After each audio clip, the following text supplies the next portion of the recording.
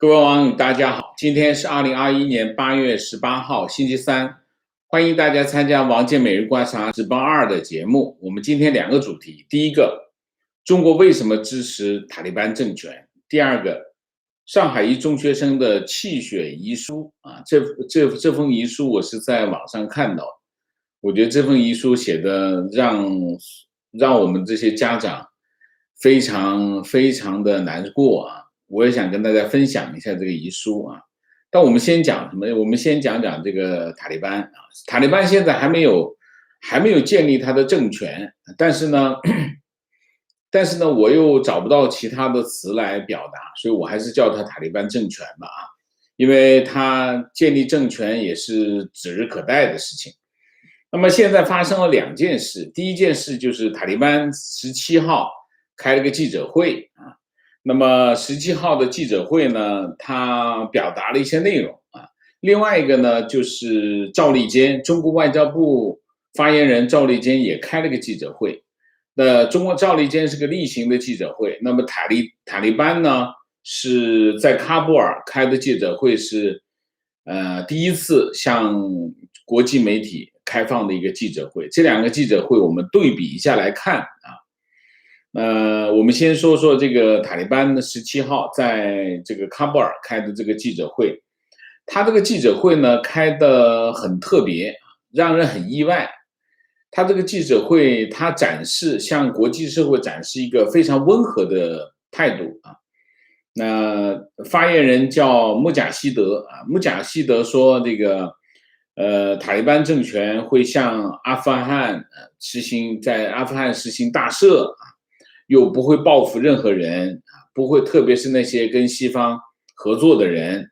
他说：“我们向你们保证，没有人会盘查那些人为什么会帮助西方的军队。”他说他还要跟这个其他国家建立和平的关系，不想这个会尊重妇女，不想要任何内部的和外部的敌人。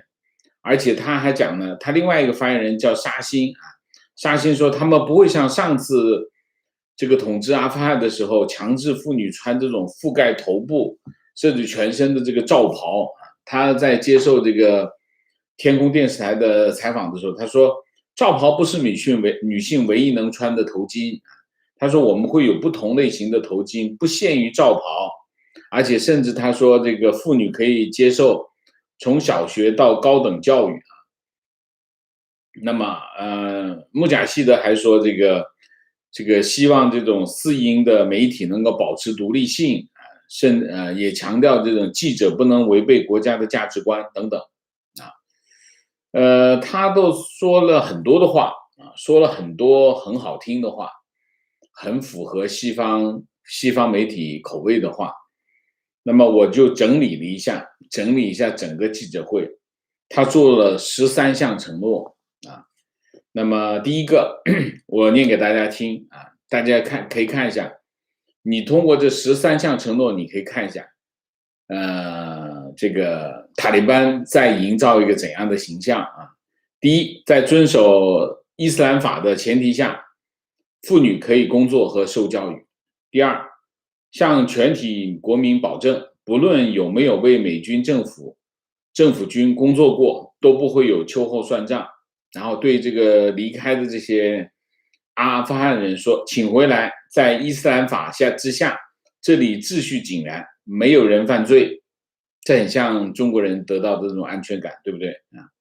第四，关于战争仇恨，我们向人们保持诚信，我们会宽恕他们，因为这是伊斯兰法规定的，我们不会进行报复。第五，城市秩序会很快恢复的，我们会控制犯罪行为。当你看到塔利班的军人和军车时，你知道这意味着秩序啊。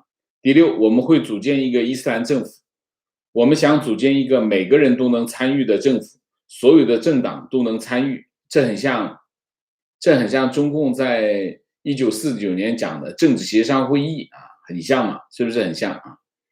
第七，如果你问的是意识形态，我们没有改变，我们一直坚持原先的意识形态。他在讲老实话啊，他的原来的这个意识形态没有改变过。第八，我们给出承诺，不会再有产自阿富汗的毒品。第9，新的政府将会是一个坚定的伊斯兰政府啊，大家记住啊，他讲的是一个坚定的伊斯兰政府啊，是一个政教合一的伊斯兰政府。我们的价值观会受到保护，并且用来服务阿富汗人民。这很像共产党说的嘛，为人民服务啊。第10，我们想要确保阿富汗不会用来反对任何人，阿富汗也不允许外部势力威胁国家安全啊，外部势力很像嘛啊。第11，我们控制的边境没有人能走私武器。第12，妇女可以接受小学到高等教育，包含大学教育。第13，私营媒体保持独立，但记者不应该违背国家的价值观啊。那么这一番13个承诺，这13个承诺，塔利班在干什么？塔利班在为自己洗白啊，为自己洗白，这是第一。第二，当然为自己洗白最好的手段是干什么？就是做出承诺啊。你看当年希特勒做出无数的承诺，在他获取政权之前，他做很多的承诺。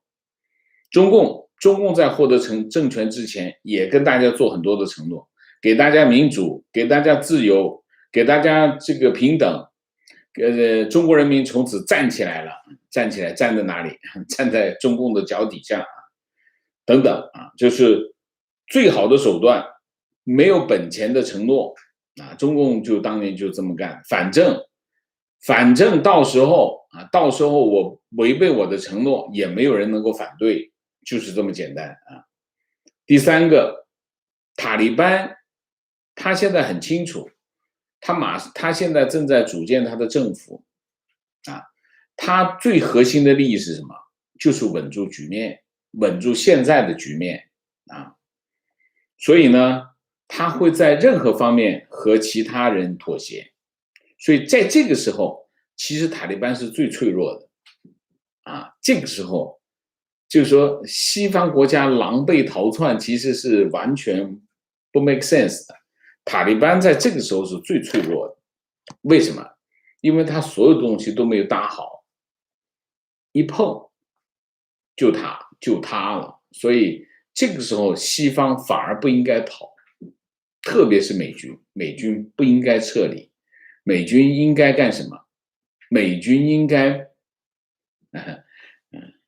我不说了，算了啊。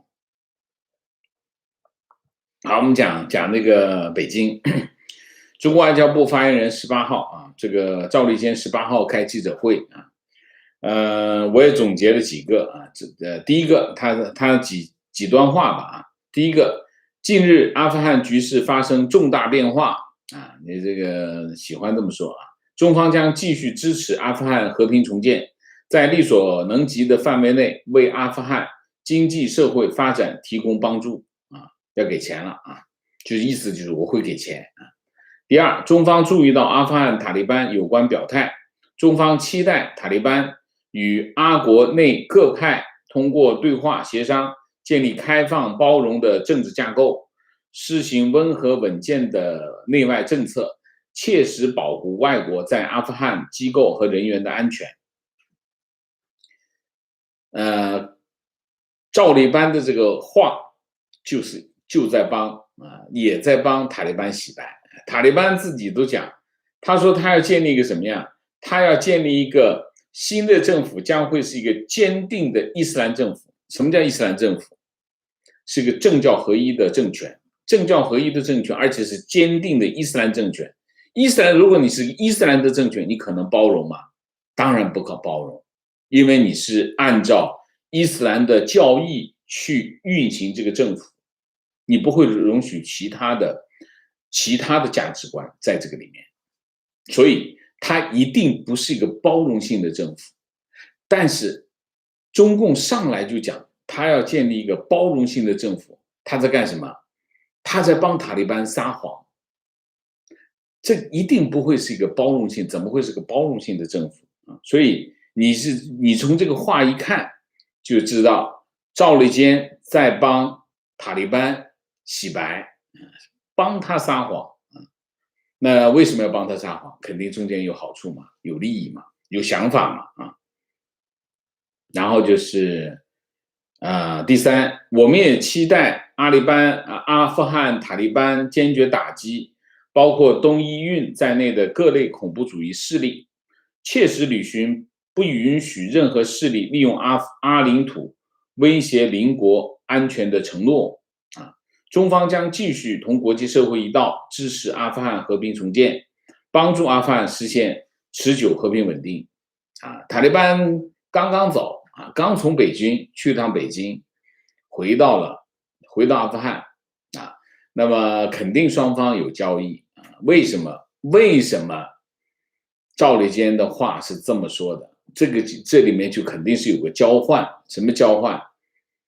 就是塔利班要获得中国的支持，那么他就要和东伊运切割，不能够对东伊运支持东伊运啊，这就是一个交换。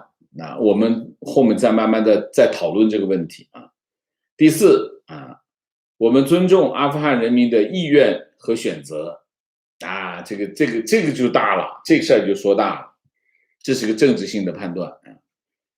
塔利班是阿富汗人民的意愿和选择吗？当然不是。为什么？因为阿富汗人民根本没有选过他。塔利班是拿着枪杆是冲进这个喀布尔的，这跟当年中共拿着枪杆子冲进北平、冲进南京是没有区别的，是枪杆子里面出政权啊。然后这个中共又帮着塔利班说，我们尊重阿富汗人民的意愿和选择，这是什么？这是帮他洗白。他说，当务之急是尽快恢复和平、稳定和秩序，最大限度的避免无谓伤亡和产生大规模的难民。阿富汗公民在外国公民和驻阿外交人员的安全和利益必须得到尊重和保障啊。然后第五，我们希望阿富汗能够组建一个开放、包容、有广泛代表性的政府，呼吁本国人民和国际社会呼应本国人民和国际社会的普遍期待和愿望。还是那句话，如果塔利班建立的是一个坚定的伊斯兰政府，它不可能是开放包容啊，那么也不可能有广泛的代表性，因为它只代表它的教义。如果它有广泛的代表性，那就不可能成立一个他所谓的坚定的伊斯兰的政府。所以你可以看啊，中共在这个记者会上描绘的这个图画和这个塔利班在喀布尔开的那个记者会，这两个记者会用的是一套剧本啊。那么说明什么呢？说明中国在支持塔利班啊，而且从战略到各种资源在支持塔利班。这应该就是塔利班的2号人物去北京访问见王毅，双方达成的一个交易。这个交易在这两个记者会上展露无遗啊。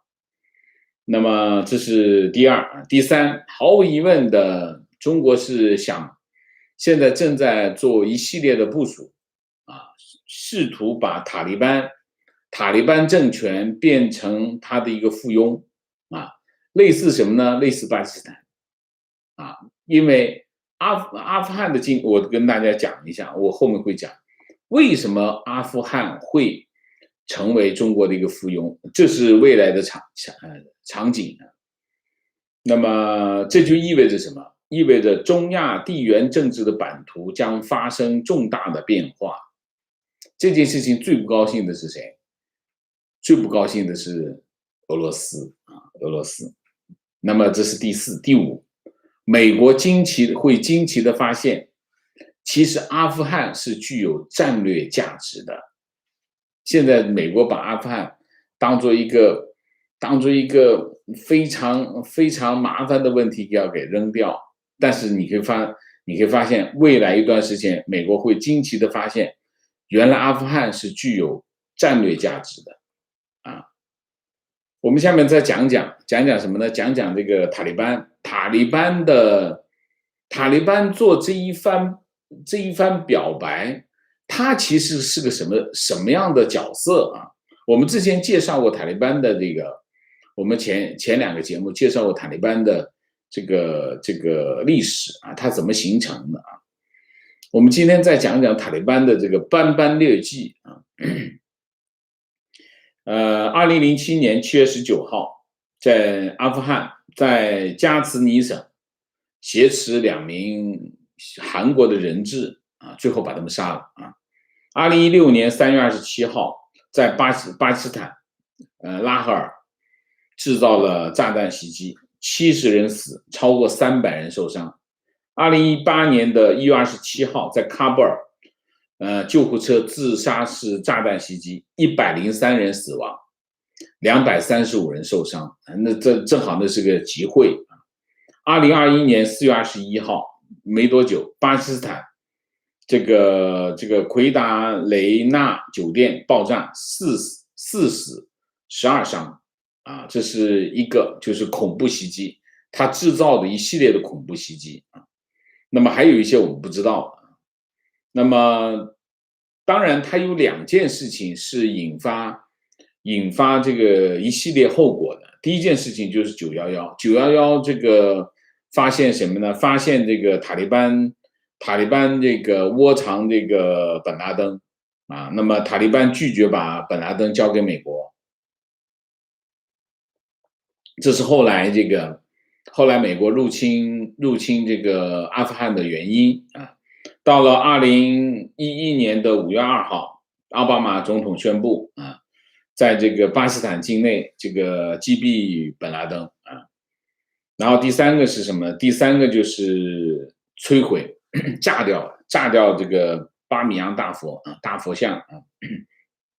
这是2001年3月12号。这个巴米扬大佛有1500年的历史啊，是世界文化遗产啊。其实这个大佛已经毁得不成样子了，但是呢，塔利班还是把它给炸了，是2001年3月12号炸掉的。然后北京的一个探险家叫张馨予和他的太太梁红，在2015年又用一种投影技术把这个巴米扬大佛呢原址重现啊。然后塔利班就发出追杀令，每人悬赏5万美元追杀这2个人啊。塔利班在他统治期间实行伊斯兰的律法啊，一系列的律法。这个律法其实在各个媒体上都有非常清楚的这个报道啊。那么包括什么呢？禁止妇女工作，禁止10岁以上的女童上学，而且可以让13岁的少女结婚啊，娶13岁的少女。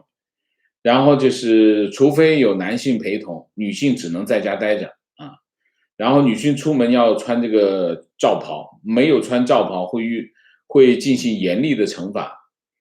然后就是这个商店不准向这个无人陪伴的女性出售任何的商品啊。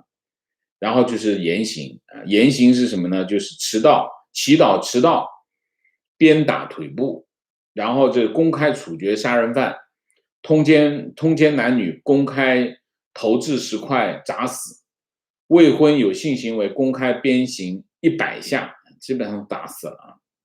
盗窃砍手砍脚啊，而且甚至当公众这个处决。然后不能看电影、电视和听音乐，取消所有的非伊斯兰的节日啊。为什么这些人逃跑？就是当塔利班来的时候，为什么这些人要离开？原因是什么？这些律法很多违背我们现代生活的准则，所以大家会，特别是妇女、儿童啊。那么阿富汗是个什么样的国家呢？阿富汗的国家，这个国家呢，主要是农业，60%的收入来自农业。然后这个国家有丰富的矿产，最重要的矿产有几个，一个是铜啊，一个是钴啊，还有就是石油的宝石啊。但是这些矿产都无法开采，因为为什么？因为阿富汗不稳定、不安定啊。那么当然，阿富汗还有一个最突出，现在大家都想要的东西，就叫锂啊，电池、汽车、电动车要用的锂啊。阿富汗的锂，这个美国国防部的一个这个备忘录是这么说：阿富汗的锂可以像沙特阿拉伯的石油一样重要啊。然后呢，还有一个就是鸦片，阿富汗种这个罂粟，罂粟种的非常的多。毒品贸易是塔利班非常重要的一个收入来源，所以刚才这个记者会上，塔利班说我们这里不会有毒品，你相信吗？你相信吗？啊，然后中国在塔利班，2019年中国对塔利班投资2408万美元，然后中石油、中铁、中冶、中国电力、中国桥梁、华为、中兴都有投。中国在阿富汗的存量投资5亿美元，对阿富汗来说这很多的钱啊，因为5亿美元是很多的钱。虽然这个中国确实拿到过这个在阿富汗开采铜和石油的合同，就是许可证，但是其实是没有任何的进展啊。那么，所以呢，战后重建对阿富汗来说，它需要建机场、修公路、修的电站、搞市政。那么这是中国企业的强项啊，这是中国企业的强项。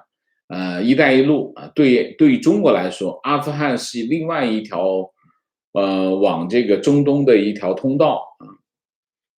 那么当然，中国最需要的一个是刚才我说的锂啊，一个是铜，还有就是这个矿石啊，铁矿石。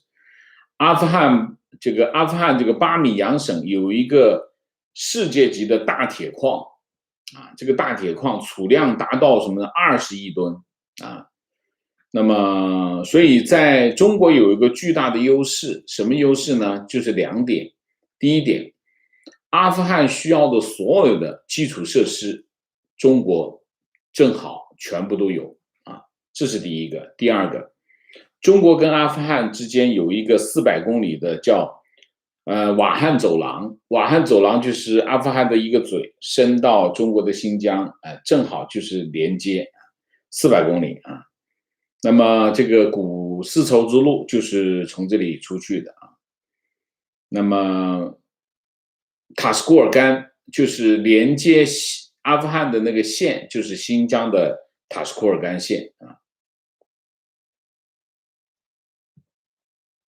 好，这里面的问题来了，你可以从中国的媒体可以看到，就是美国撤出阿富汗的这件事情，对中国来说，中国把它当作一个重大的机遇啊。那么，《人民日报》在8月16号转发了一个央视的一个很短片啊小视频，叫60秒钟了解塔利班是什么组织啊，这很短啊，马上就上这个微博热搜。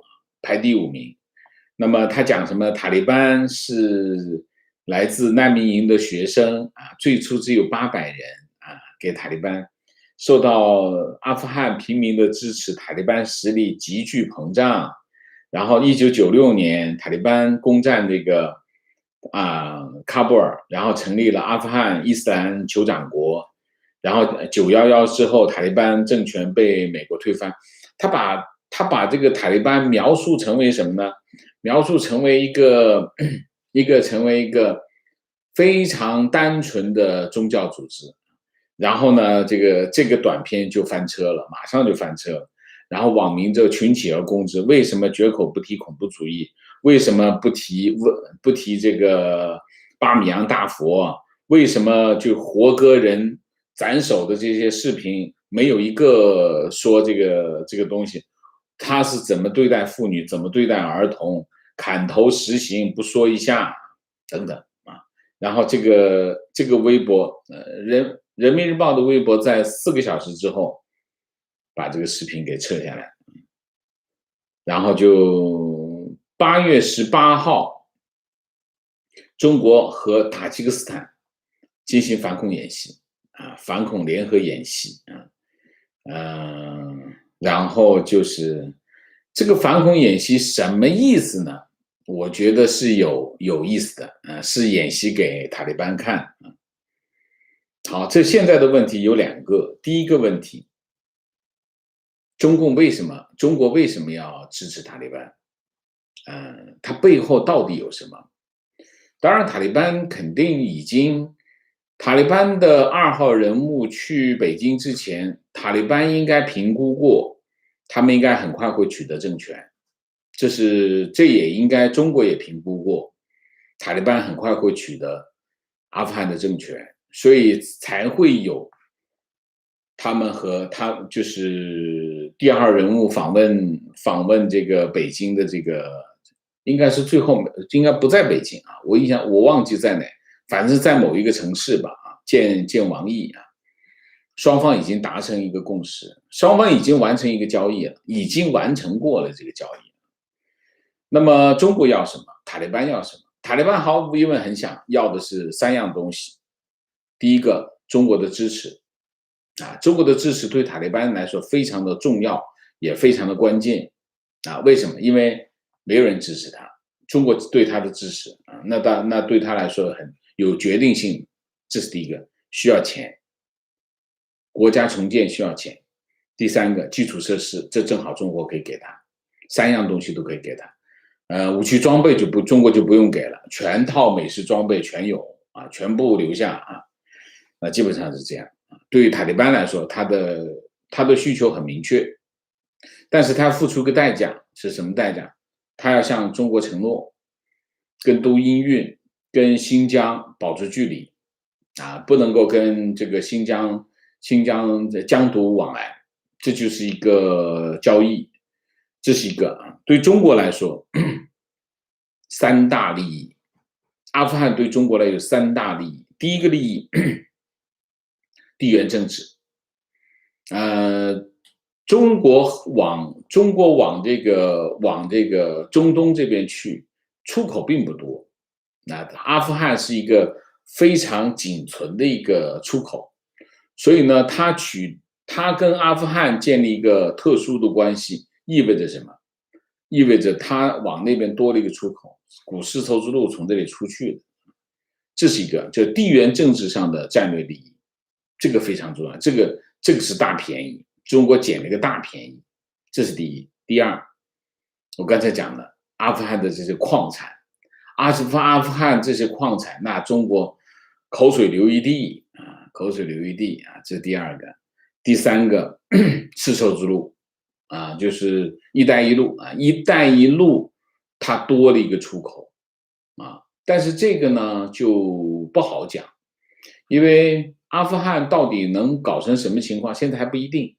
副总统不是又夺回了一个省嘛？原来的阿富汗政府不是又打下来一个省，现在到底会怎么发展还不好讲，所以。中国的一带一路的和这个我们讲的这个矿产的这个算盘成不成，还不好说呢，啊！因为阿富汗局势目前还有变数啊，这是3个，但是中国有一个风险，什么风险？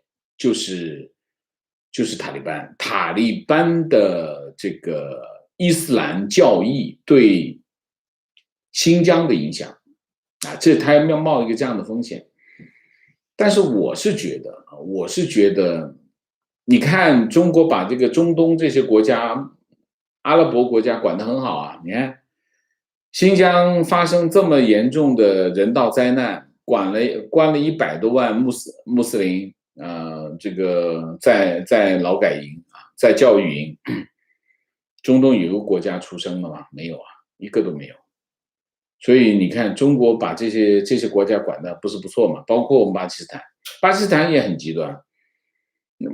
塔利班就是巴基斯坦跟阿富汗之间其实横跨巴基斯坦跟阿富汗塔利班，所以阿富汗也没给，阿富汗的极端宗教势力没有给中国带来很大的麻烦，而且。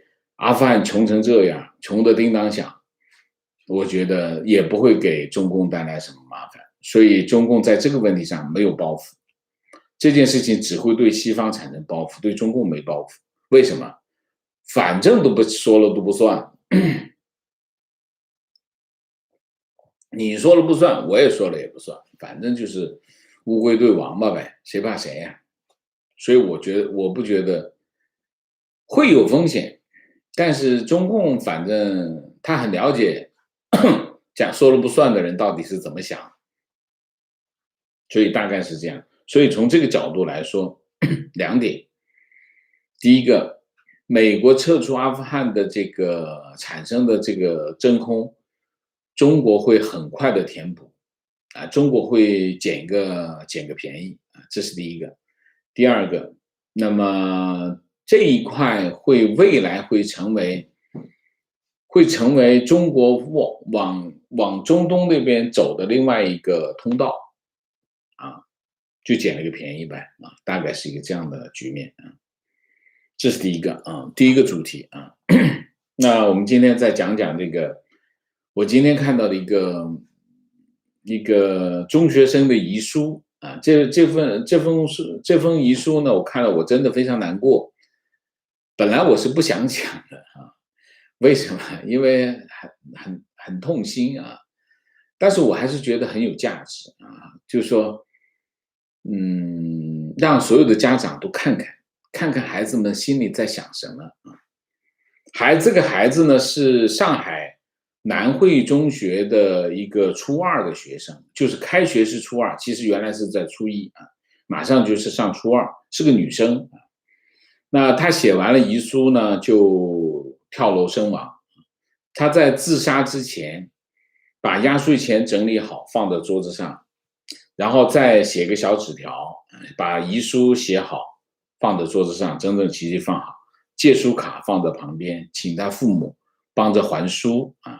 然后在这个还在榻榻米，他的床大概是个榻榻米，从榻榻米跨过榻榻米去跳楼，在跳楼之前，他还留个纸条，在一个小本子上写了一个榻榻米我用鞋踩过了，用抹布擦干净，就跳下去了。所以这个孩子啊，我把他的遗书念一下啊，我不会全念，我会挑一部分来念，大家自己看听一听啊。他的遗书这么说：人生一趟，遇见你们，我很荣幸。若有来生，我们不再见面了，我们不要再见面了。想想也没什么，你们爱的不是我，是冲进班级前10的我，是排名年级前20的我，是考到满分的我。你们心目中完美的女儿太优秀了，我达不到。开学就初二了，你们口中美好的小学，轻松的预备，快乐的初一，我都是玩命扛下来的，哪还敢奢望什么魔鬼初二、初三？也没什么好可惜的，好难过的，是你们说的不指望我的，我相信你们啊。作为父母讲话很重要啊，不能随便讲狠话。我是带给你们荣誉的人，严格出孝子的代言人，在朋友面前攀比的工具，在人面前彬彬有礼，来了电话语气礼貌又文明，在人后我承受了你们口中最肮脏的辱骂，气撒出来了，你们开心了，我就当睁一只眼闭一只眼，反正也没什么，不是吗？人生比的不是长短，是价值。我知道许多你们不知道的事情，为世界也做过微薄的贡献。巴掌打在脸上最疼，然后是手背，再是手臂，最后是大腿，打在背上还行。被皮带或电线抽时，腿上最疼，然后是背上，然后是双臂。羞辱人最有效的方法是先让他穿着拖鞋站在屋外向外人示众，再是每天每日每夜不停的尖声骂最难听的话，还说的冠冕堂皇，最后是耍泼妇。失眠的原因是睡前被骂或者被打，躺在床上接着听主卧传来的谩骂声，剩下的时间用来回味一天的难过。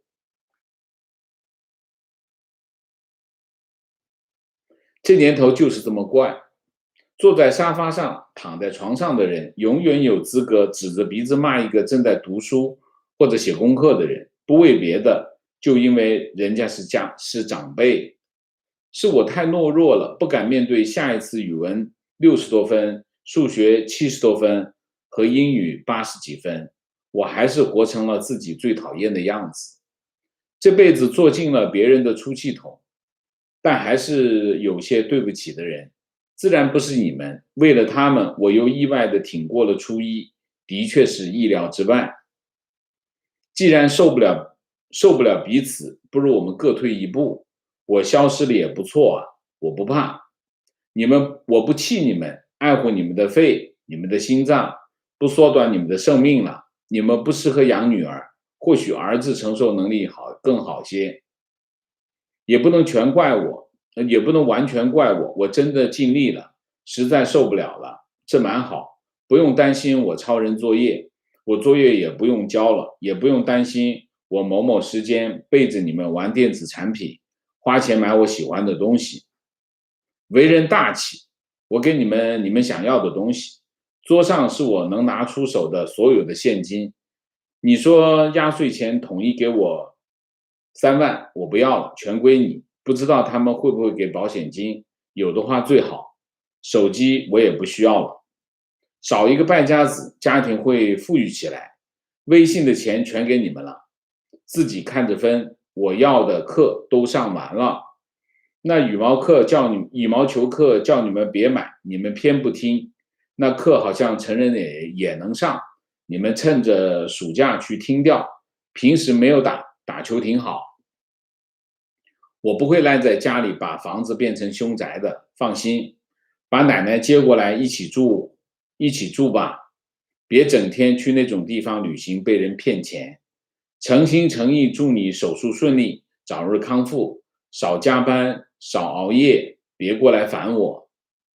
桌上那张蓝色的卡是我们学校的借书卡，我借了学校3本书：创业史、红岩、哈利波特与死亡圣器，一定要帮我还掉，麻烦跟老师说声谢谢。记得用我的零钱给小孩买棒棒糖，珍珠棒的牌子好。房间里的东西他有喜欢的一律随便拿。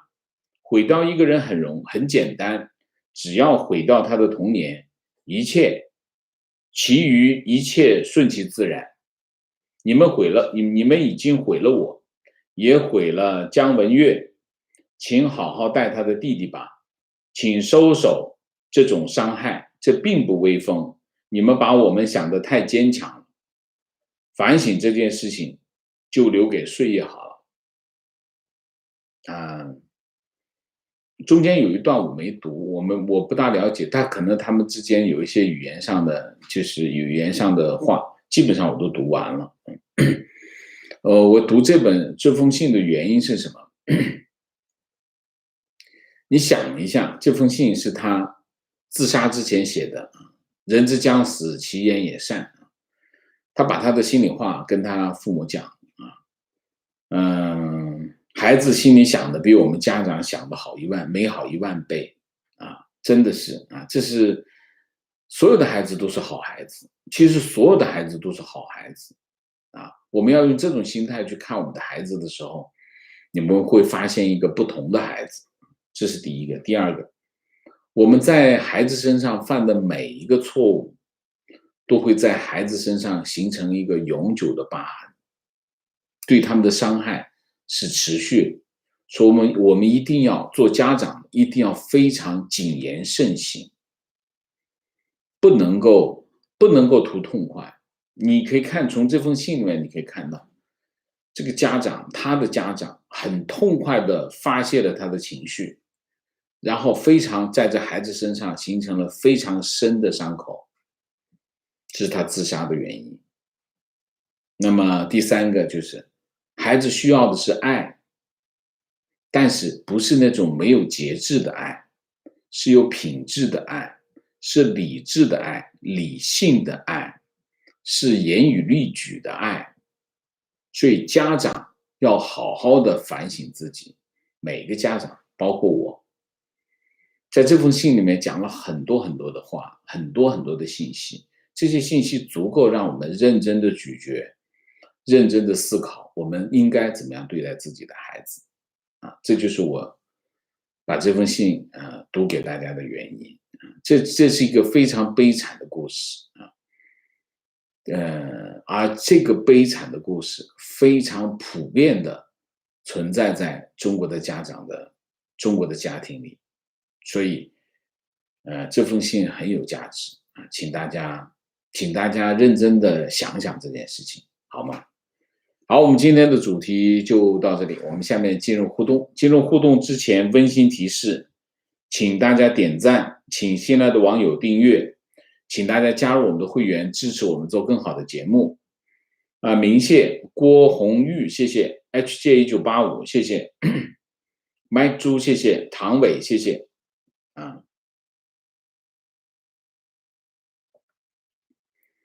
观点：塔利班记者会和香港政府对外的说话一模一样，而对平民做的也是。看来他们向 CCP 取了不少的经。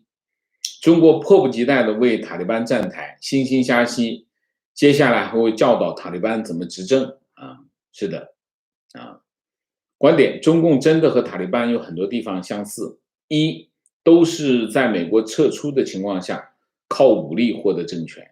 二，都是靠信仰统治和管理国家。三，都是人权和文化的敌人。四，都是一开始说的比唱的好听，不拿老百姓一针一线之类的啊，非常对，很像，所以他们狼狈为奸一点都不意外啊。观点：中国觉得北韩不够乖，不够讨人厌，于是扶持一个看起来更讨人厌的邪恶的塔利班啊，因此来做未来和美国竞争的资本，非常对。我觉得美国放弃阿富汗，阿富汗会成为美国的另外一个麻烦，什么？恐怖主义啊，北韩不够，现在已经不够看了，那就塔利班再来吧啊。情况：澳洲的 ABC 在今天的一篇报道联系了塔利班和中共并毛泽东，而且批评了美国在历史的教训下没有学到任何东西。报道的名字是塔利班在毛泽东的启示下在阿富汗重新掌权，这表明美国没有能够吸取历史教训。OK， 很多人在这么说啊，很多人在这么说。观点：从宗教精神层面来说，我不觉得中共能教得了塔利班，反而应该反思和恐惧。为什么？我没理解你的意思。精神层面，从精神层面，中国可以教任何人。为什么？把精神层面玩到中共这个层次，我觉得当今世界还没有一个人能干到这样。你看，一个完全虚妄的所谓的意识形态，它不仅拿来洗脑，而且拿来统治一个国家，统治了70年。精神层面，这不是很厉害吗？啊！提问：不明白中国政府为何如此矛盾？一说到新疆就宣传洗脑，伊斯兰是极端主义、恐怖主义的温床，所以中国要管。现在又说到塔利班，又把这个真正的极端伊斯兰恐怖分子又在洗白塔利班。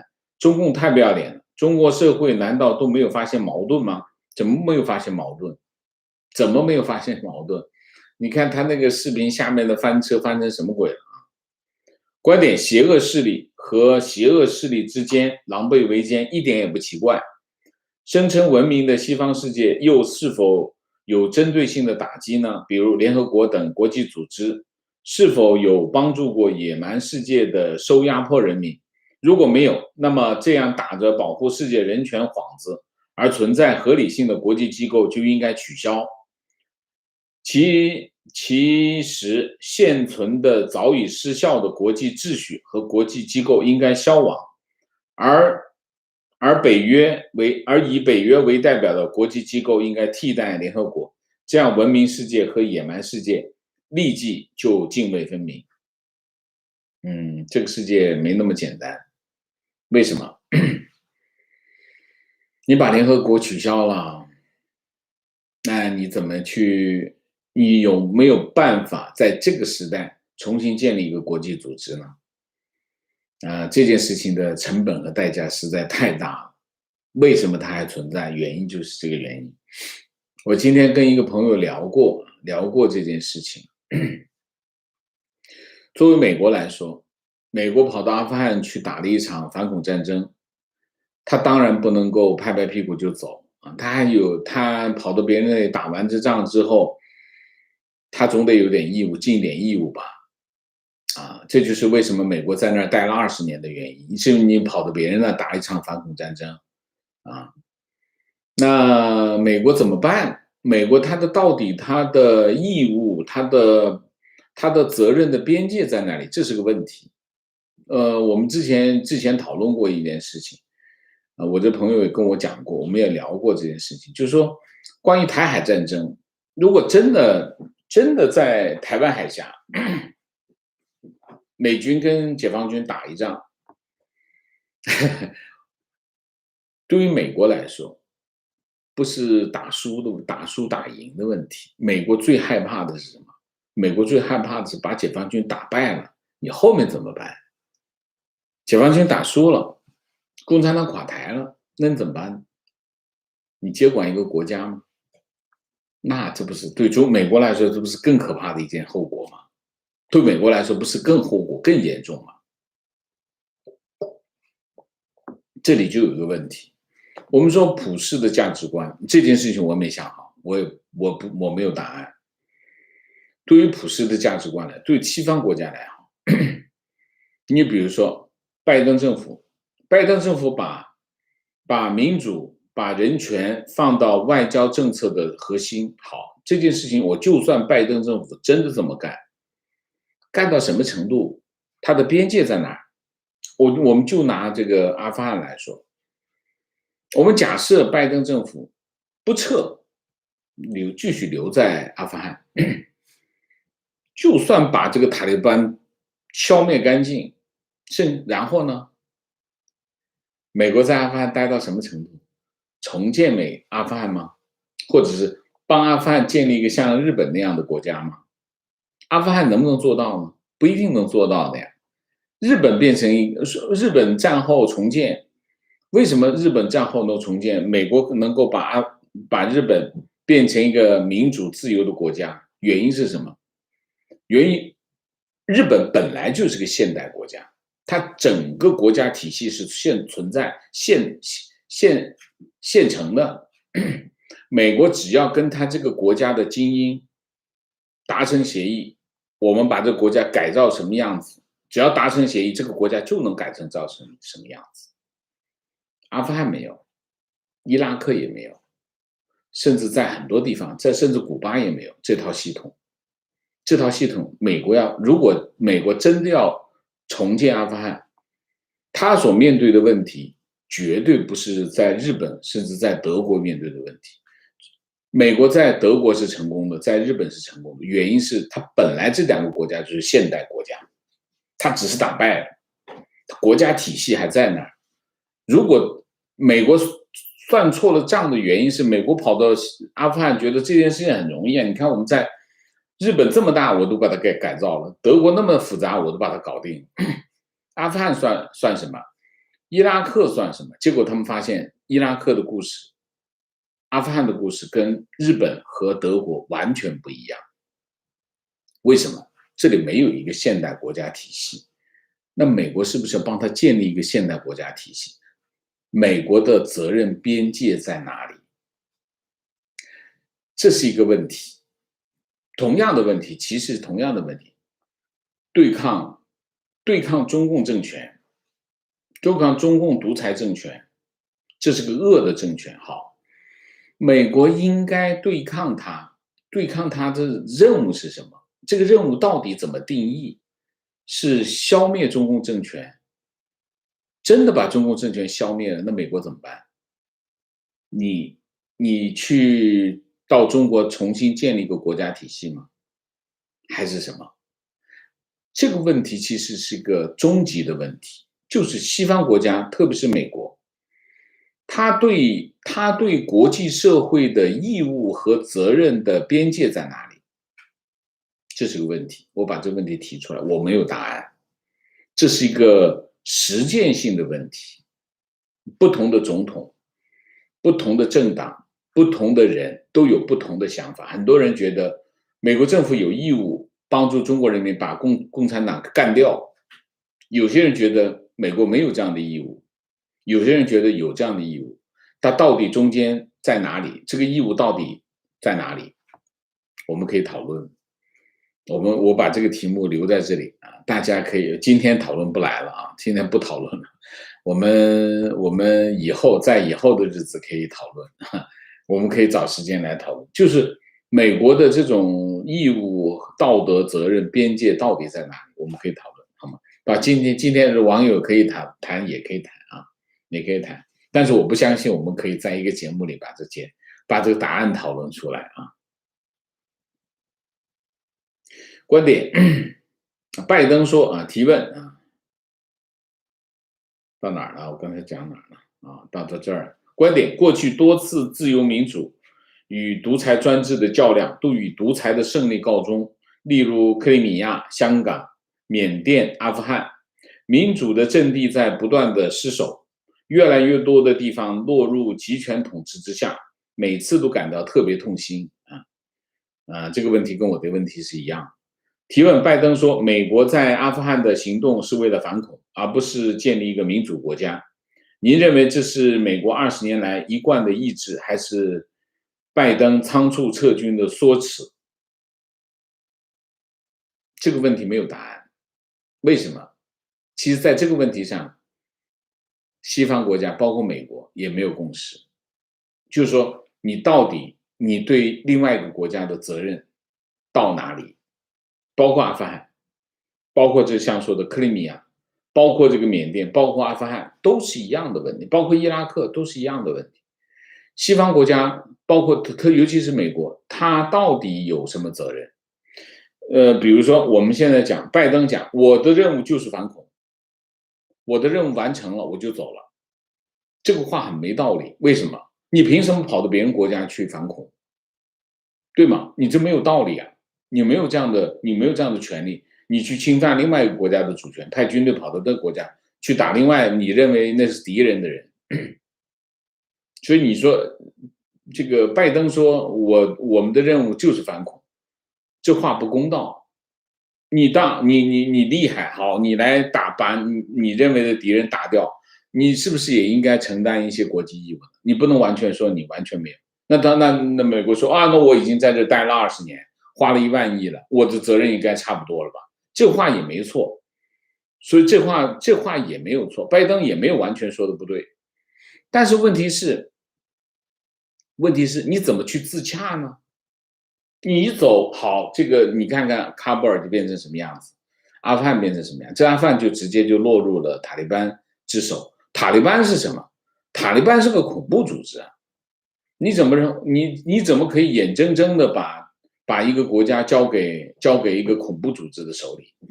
这不是我说的，这是联合国说的，这有决议的，这都是。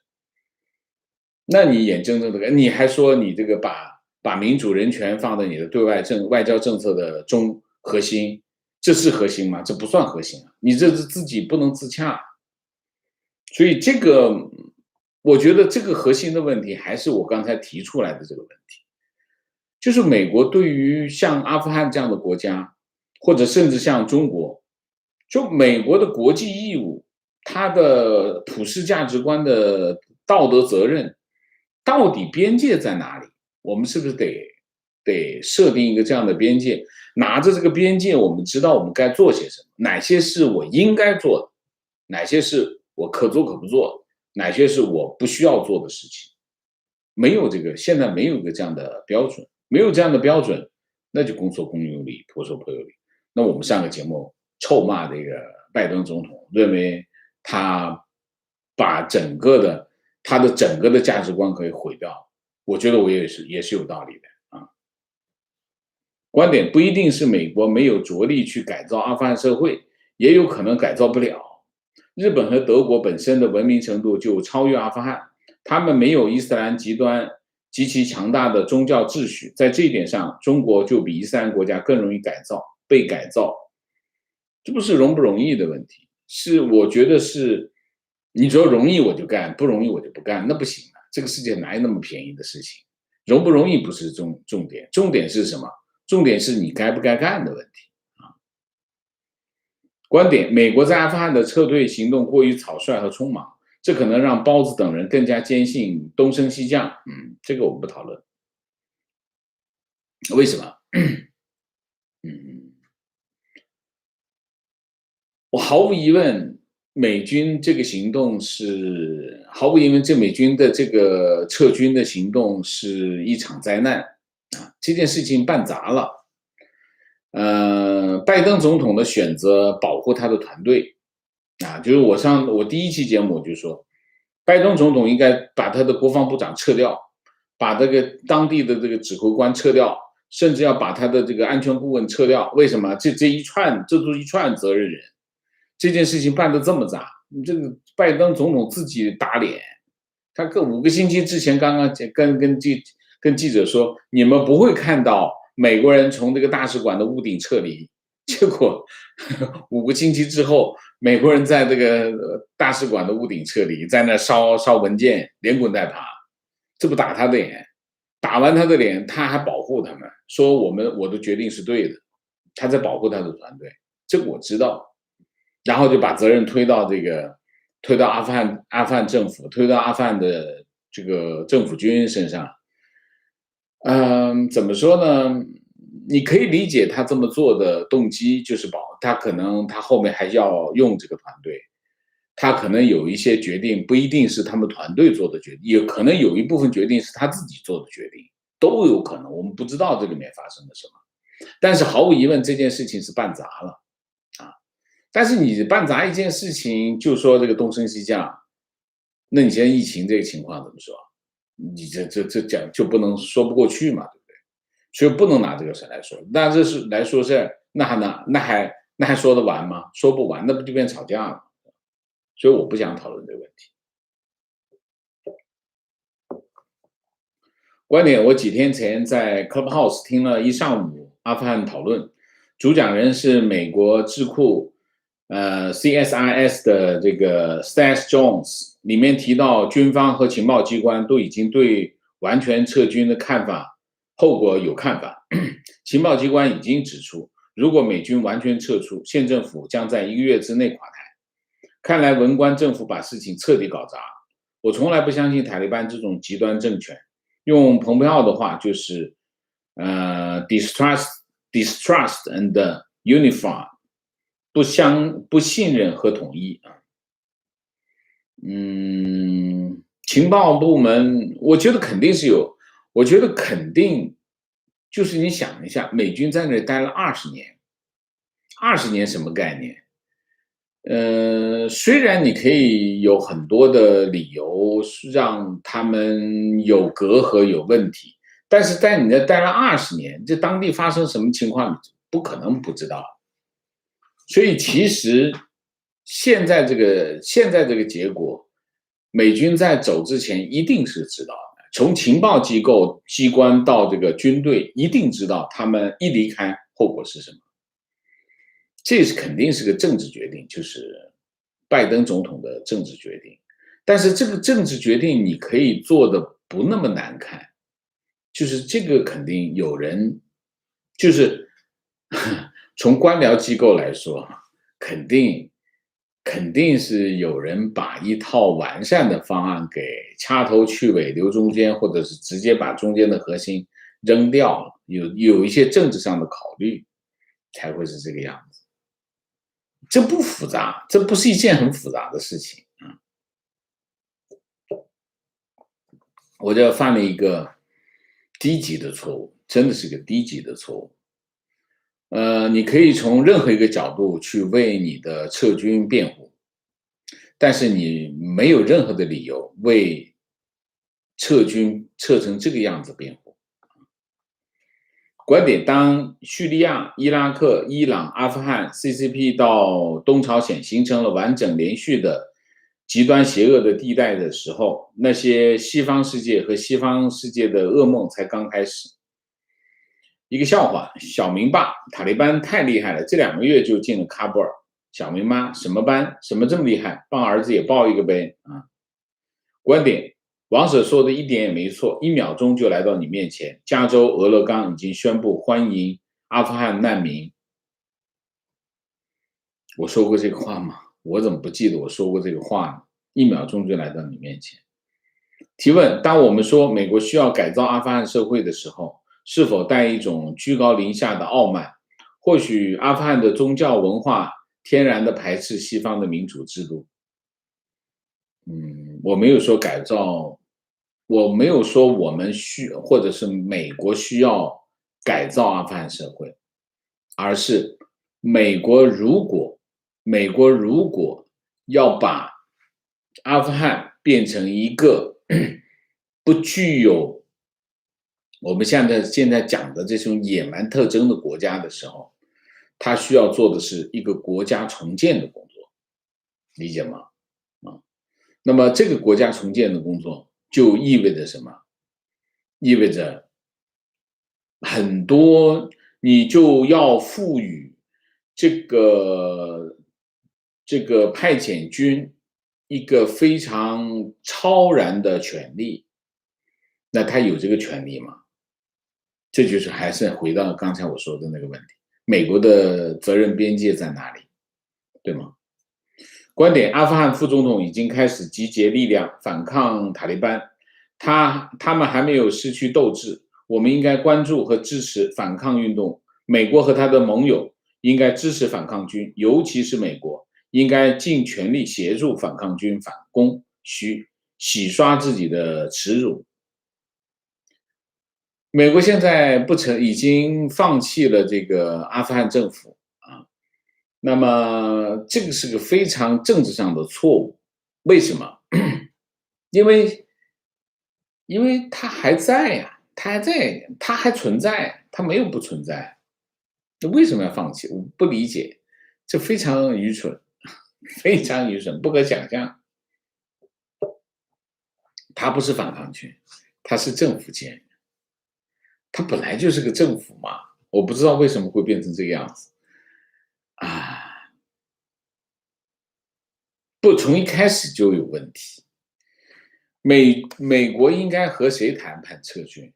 美国应该跟政府军谈判撤军，而不是跟塔利班谈判撤军。从一开始就找错人了，对吗？如果你跟塔利班谈判撤军的问题，意味着什么？你觉得这个政府根本就要倒台吗？否则你怎么会跟他谈？所以，这是我们看到今天的这个喀布尔的局势，它不仅仅是拜登政府的事情，它是一系列事情的后果。拜登政府只是在执行最后的这个任务的过程当中，犯了低级的错误。这个低级的错误导致了大家对这个撤军这件事情的看法出现了翻盘。当然我还是一开始我就认为美军不应该撤离阿富汗，我还是坚定的认为美军不应该撤离阿富汗，美军可以做得更好。美国要重新考虑在阿富汗的政策，而不是撤军。都花了1万亿了，对吧？都已经花了1万亿。那有些人跑过来跟我讲，美国士兵就不是美国士兵的命就不是命吗？这是我们要讨论的问题吗？他说这个美国有义务帮助阿富汗吗？如果你问这样的问题，我还真可以答你，美国真有义务，因为你跑到别人国家去反恐战争了，怎么会没有义务？不过有的时候呢，这种讨论其实是没有意义，也不会有结果。为什么？因为大家出发点不一样。大家有不同的理念，所以你出发点不一样，你根本找不到交集。所以其实这种讨论只是各自陈述各自的看法而已。嗯，观点，中共的核心是维护自己的统治，其中钱在颠覆政权中是很重要的因素，钱一定要掌握在自己的手中，所以任何不受控制的资本都是他们的敌人，资本家必然是被打击的对象，整治互联网行业是必然的，同时不能让老百姓有钱，老百姓有钱就不好控制，所以普通人的贫穷是必然的，有道理。观点，模模糊糊地认为先进文明的边界是否就是先进文明要不要推动全人类前进，比如要不要联合起来消灭掉这个星球上剩余的独裁政权。地球村的前期工作应该就是全体民主化，这不光是美国的任务，也是所有民主国家的任务。对，有些人会是这么想，但是很多人不这么想，你怎么办？观点，塔利班不仅是极端宗教分子，也是激进的大普什图沙文主义者。他们不单单反对所有世俗价值，而且仇视所有能够对阿富汗产生影响的内外势力，包括中国。就算他们最终成功扶植塔利班政权，也无非会成为第二个朝鲜，又一只喂不饱的白眼狼。唯一和朝鲜不同的是，塔利班的理想是把他们的红旗插遍全球。所以我敢肯定，无论谁和塔利班合作，最终一定会玩火自焚。我不知道，但肯定现在这个阶段，塔利班需要中国，中国需要塔利班，他们肯定在这个阶段，至少他们能够狼狈为奸啊。提问：我生于文革后，没有亲眼见过那时。请教王老师，原教旨主义的共产主义与原教旨伊斯兰哪个更没人性，更为邪恶？我不知道怎么比。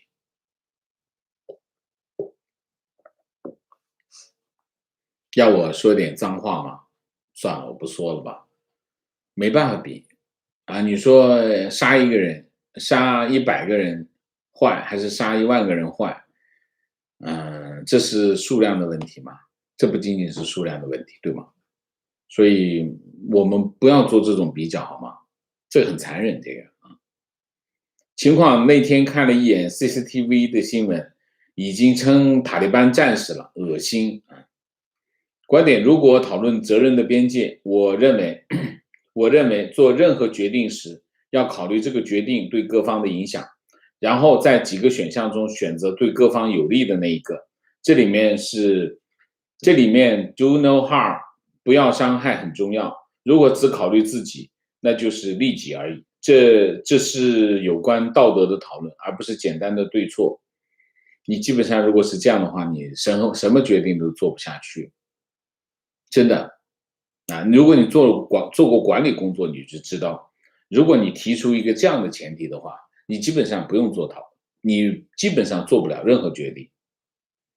观点：中国的宗教只是宗教，说的好听是导人向善，但只是和皮囊。社会底层需要救助时，都看不到这些宗教团体做慈善，这大概跟 CCP 管太多有关。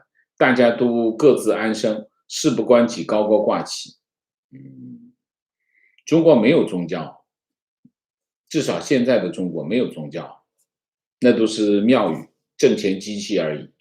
没有宗教，中国没有宗教，中国只有一个宗教，就是共产主义啊。观点：扶持塔利班就像扶持北韩一样，一到关键时刻就拿出来威胁一下美国。拜登撤出美军完全错误，又给了中国一块地缘政治的抓手。提问：美国驻军阿富汗的战略意义是什么？王老师可以清楚的讲一下吗？战略意义有很多啊，为什么？大家知道，对美国来说，对美国这样的国家，或者对西方国家来说啊，这个阿富汗、巴基斯坦，甚至中东的一些国家，他们是恐怖主义的温床。如果美国放弃阿富汗，意味着什么？什么叫恐怖主义？ 911就是恐怖主义，美国会受到恐怖主义的威胁，这就是其中一个战略价值。大家不要小看这件事情。为什么会发生911？它不是一个911，这是一个结果，这是一个结果，结果前面有一大堆的事情发生过，所以你别以为阿富汗离美国很远，但是产生的结果就在你眼前。所以战略意义是什么？你由这个往前想，你就知道了。情况，张文宏医生服软了，刚刚在微博发文称，目前国际的抗疫形势依然非常严峻，中国仍然需要面临巨大的疫情挑战，但是我们必须有坚定的信念，我们国家采取的抗疫策略是目前最适合我们自己的策略，鞋子合不合脚，自己穿了才知道。受到网友回应，少说话，低调做事，又一个吹哨人被捂住嘴。网友答：不觉得张文宏医生服软。张文宏医生在努力表达自己的观点，他在微博也说了以下的话：有人问我，你最希望的抗疫场景是什么？我的回答是：上班下班，抗疫在正常有序的进行，就像没有疫情发生一样，因为一切都纳入正常的轨道。我也没觉得，我这段话我已经看了。张文宏服软了吗？跟谁服软？服什么软？我不知道他的对手是谁，谁在踩他？我没有看到这个情况。我觉得最近围绕着张文宏的一系列的海外的媒体的陈述，好像有点这个叫什么？为赋新词强说愁的感觉啊！我没有看到围绕着张文宏有多大的是非矛盾在这里发生，只有一个人在说他论文造假的问题，但是没有人理啊，没有人理这件事情，所以这个，我不觉得张文宏面临一个非常困难的处境，所以他要服软的问题啊。观点：这封遗书出自一个初一的学生，读完先是非常震惊，之后回过来是无尽的无奈。写得这么好，可见语文在同龄人当中是少有的优秀。这么好的文笔，为什么写的是遗书？痛。是的，这个文字让我非常的震撼。这是一个初一的学生写出来的文字，这个文字比当代中国作家大部分中国作家的文字都要好。你去看一下中国作协主席铁凝写的那个文字不如他，你去找一些铁凝，我最近看过铁凝写的一篇文章，狗屎啊，那真是狗屎啊！帮这个初一的学生提鞋都不够格，真的是啊。观点：遗书字字见血，特别是对不同的挨打种类和不同部位的痛感，读不下去。是的，情绪，这封遗书昨晚我就看到，真的很难过。多么好的孩子，也许他第一次平等的和他父母这么谈话。我们做父母的真的要引以为戒，非常对。我们平时讲话真的要小心，不能自己不受控制的脱口而出。情绪最让人心碎的还是叮嘱要还书和羽毛球卡。观点：这个话题应该讲。过去我小时候就受过类似的打击。中国家长只讲成绩，不讲爱，不讲感情，他们自己的生活和感情本来就一团糟，学校的教育和现实根本就不搭界。非常对啊。一个幸福的家庭，对孩子来说，一个幸福的家庭，一个和谐的婚姻是最好的教材。父母的婚姻不幸，或者家庭环境的相处的混乱，是最坏的教材。情绪，听着王老师念这封遗书，忍不住落泪。他是经历了多少委屈和心碎，才做出这样的决定，太可悲了。也提醒作为3个孩子的母亲的我，需要时刻提升自己的育儿理念和言行举止，为孩子树立榜样，非常对啊。情况我儿子也被我妈骂，我儿子小学就被我妈各种辱骂，他也是压力很大，现在也厌学了，不愿再写作业了。我现在背负着不孝之名，让我妈离开了，因为我妈觉得就应该棍棒下出孝子。我妈还一直认为我的教育不好，会让我儿子没教养、没礼貌。我爸也是这个样子，所以我现在宁愿一个人带孩子。我父母还一直给我压力，我儿子一点行为让我妈不满意，我妈就骂，就声音大，但是我都顶下来。但我发作过2次急性恐惧症。你的孩子要自己教，不能让你父母带啊，这是非常重要的原则。我是最反对把孩子交给父母带的啊。情况我真看过一个家长加了一堆育儿书籍，结果一点都没用上，还继续动辄打骂，一动不动就是我为你好，如何如何。所有的育儿书中国出版的基本上都可以扔掉。为什么？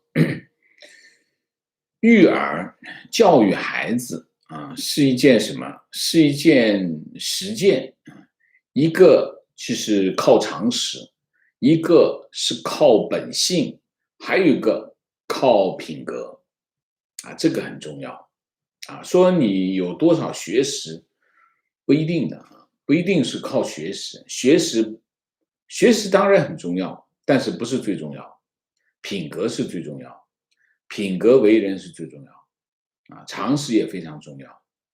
那么当然我们要学习一些知识，但是你看中国那些育儿书籍没有知识，全是忽悠所以少看这些书。其实我建议大家还是少看这些书，因为这些书有一些偏执，因为它只强调一边的时候，其实这是错误的。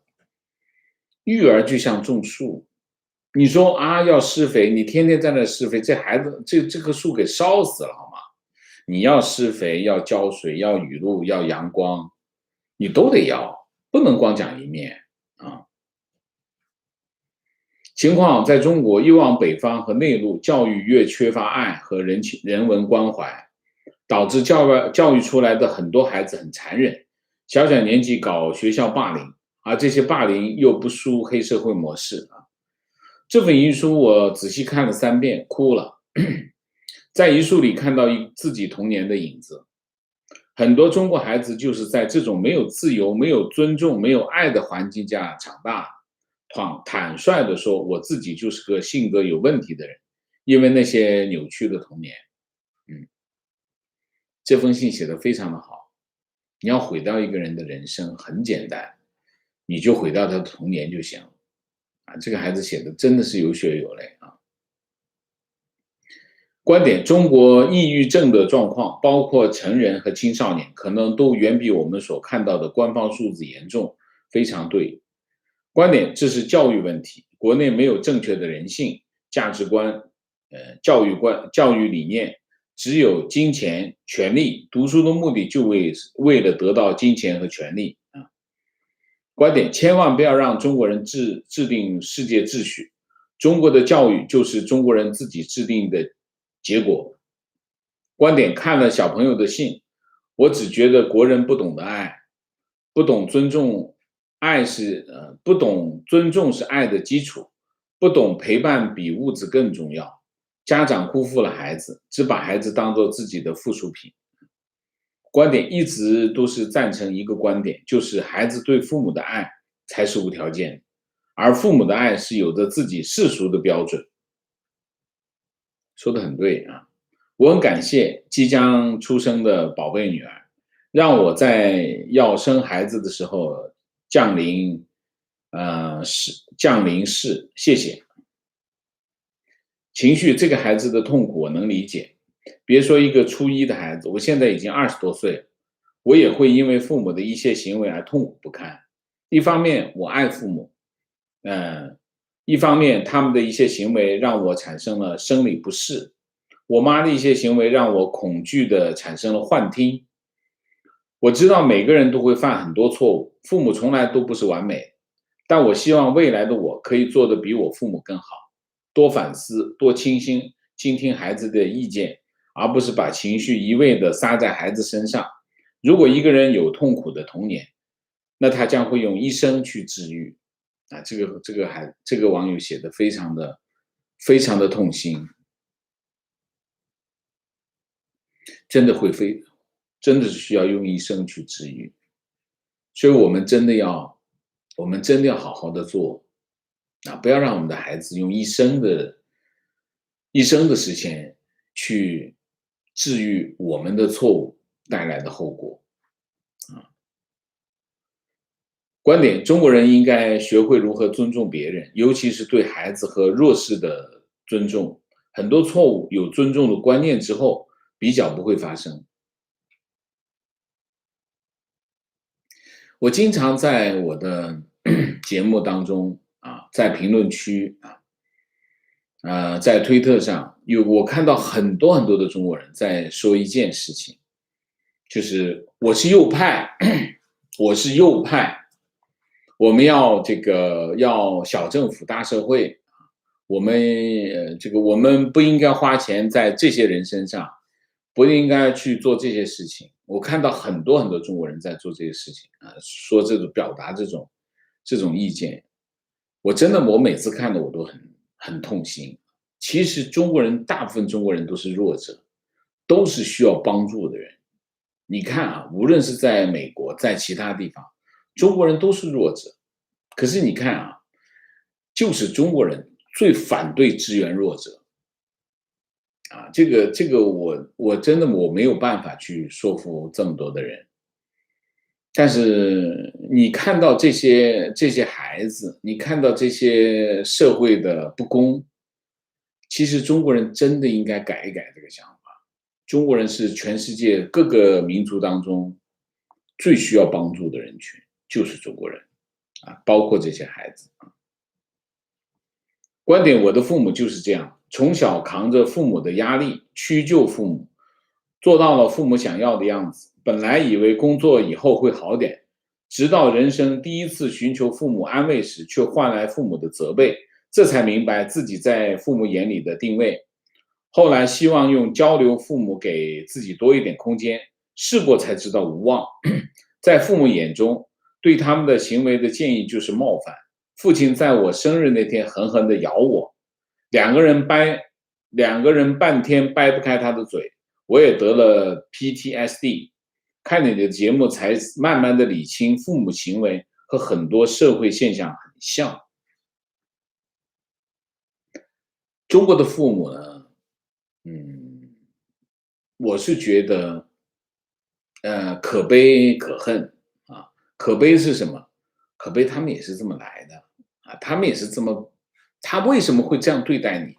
因为他们也是这样被对待的啊，所以这是可悲之处。可恨就是他造成的后果，造成后果非常的严重。所以我自己本人，我每次我想到这些事情，我就会给自己一个忠告，就是我一定要做一个比我父亲要更好的父亲。我要去努力做。其实我父亲是个蛮好的父亲，但是他仍然是一个中国传统的父亲啊，所以他也是揍我揍的最多的人啊，所以就是这样。我原谅他，我原谅我的父母。我父母没有在我身上留下无可挽回的伤害，但是毫无疑问，我们都面对同样的问题啊。观点：这就是小镇做题家的孩子，自己阶层收入也不高，把家庭要签的都压在孩子身上。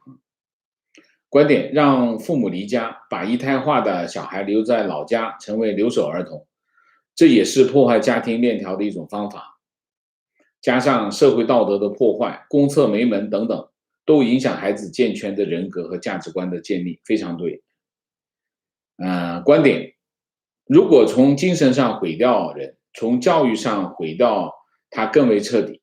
我上初中时考试年级第一，老师诬陷我说我考试抄袭，故意忽略我，安排班干不选我，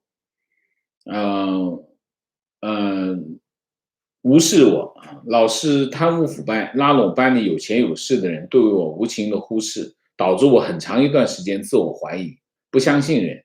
其实很多中国都是这样，迷恋权威，一旦成为权威就开始碾压别人。还好我自强不屈，才辛苦活到30，读了国外的大学，硕士开始治愈。我真想对自己说，真不容易，辛苦了。我也跟你说，真不容易，辛苦了。观点：中国小孩长大不仅要用一生去治愈，还有消耗很多年自我通识教育，才逐渐把之前狭隘的洗脑教育思维掰回来，白白折腾一圈，也只是回到墙外人正常的头脑，人格健全、能健康成长的人又少之又少。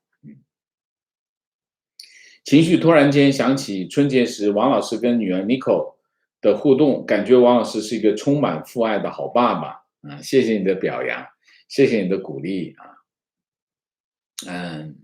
我们自己要健康，我们自己要健康，我们自己要保持身心愉悦，我们才能够让我们的家庭保持快乐啊，那么孩子才有一个好的环境。所有的一切都是有关联的，有关系的啊！我们把自己安排好，把自己的工作安排好，把自己的家庭安排好，然后你就会发现很多事情就开始渐渐的改变了啊！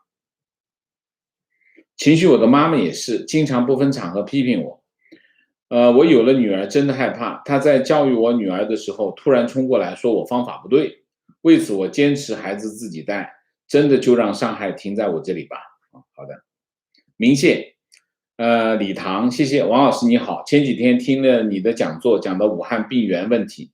今天现在 HBO 210频道在播，今天、明天可能这几天都会播，请网友关注，支持王老师普世的价值观，谢谢。